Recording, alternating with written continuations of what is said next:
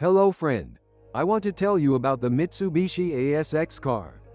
The crossover craze began long before the ASX debuted, and car manufacturers are trying to move from higher segments to lower ones, and as it turns out, with positive results. Sales of compact, and now even smaller, off-road cars are constantly growing. The Mitsubishi ASX has been well received in our market and is the brand's best-selling model. How does this Japanese car perform after longer use? The Mitsubishi ASX debuted on the market in 2010 as a smaller brother of the then Outlander. On the one hand, it has the same platform, on the other, in some markets it even had a similar name, Outlander Sport.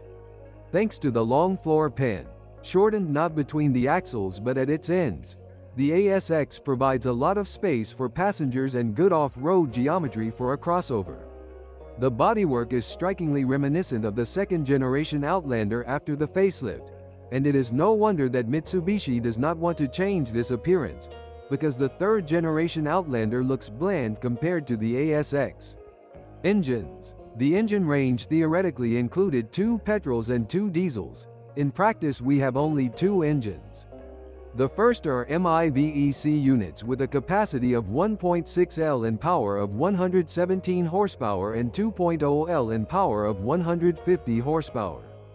Both were borrowed from other Mitsubishi models of the period. Diesels are 1.8 DID with 150 horsepower and 2.2 DID with 2.3 L capacity of the same power but offering 360 Nm instead of 300 Nm of torque. This is the unit from the Outlander, which was only offered in special versions such as Ralliart and on request. The basic engines on sale in Europe were 1.6 petrol and 1.8 diesel, and only manual gearboxes were combined with these units. 4-wheel drive was and is only available with the diesel. The Mitsubishi ASX has never been tainted by a Volkswagen diesel, as was the case with the Outlander. What's broken? Fortunately, not the engines. In principle, the ASX is such a young car that nothing specific can be said about failures of petrol engines. Sometimes the computer controlling the engine goes on strike, but replacing the software helps.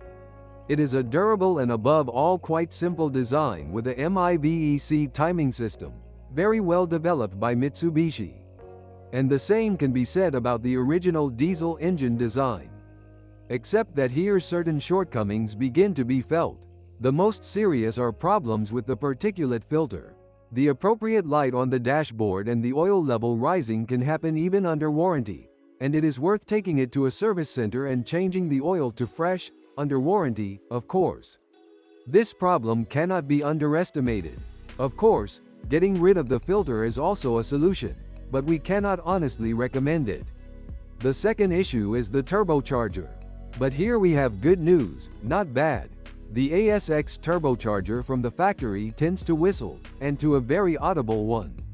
This is not a symptom of a failure, but just a feature of this engine.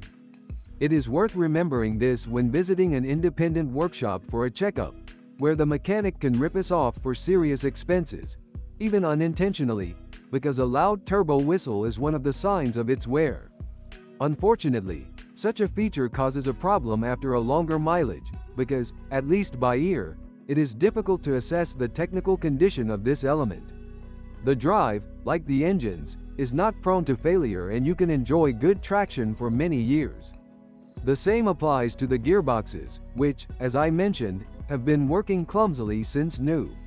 After 5 years of production, it is difficult to clearly determine the durability of the dual-mass flywheel. But at the moment there is no plague of failures of this part in the ASX. Unfortunately, the bodywork is a sore spot for ASX owners.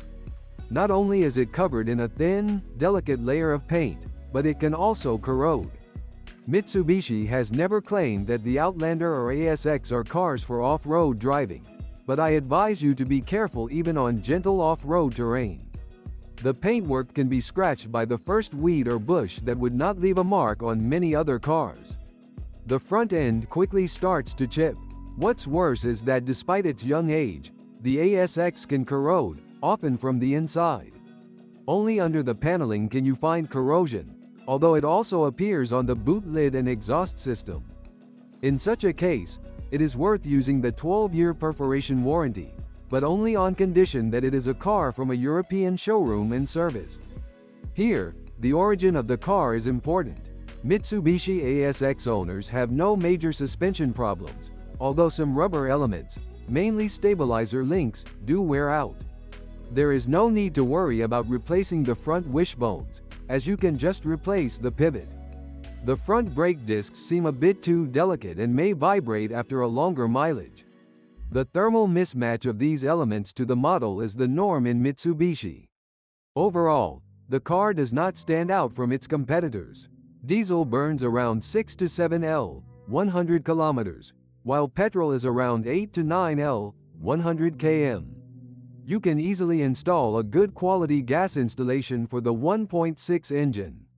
Even Mitsubishi offered factory installations.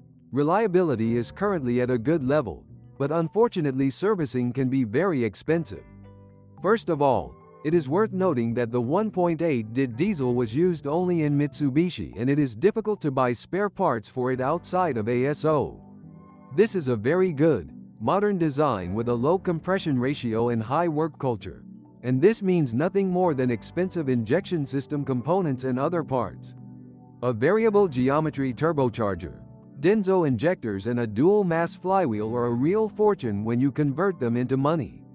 What's worse, currently, substitutes are not yet produced on a large scale, so the few ones are still very expensive, and the European Authorized Service Center exaggerates the prices by about 100%.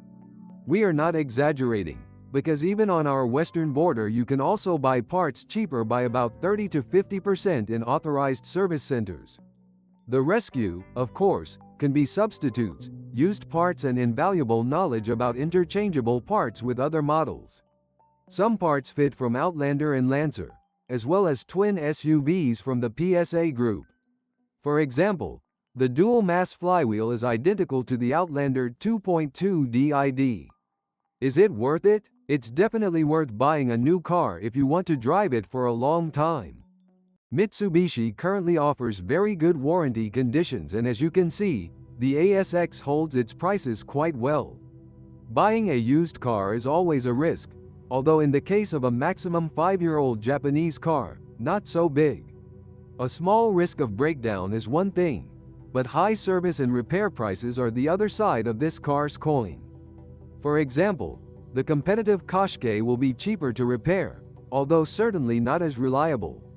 Although the ASX can be recommended, a better choice would be the very similar Outlander, even if it were a bit older. Thanks for listening to me. Don't forget to subscribe to the channel and rate my video.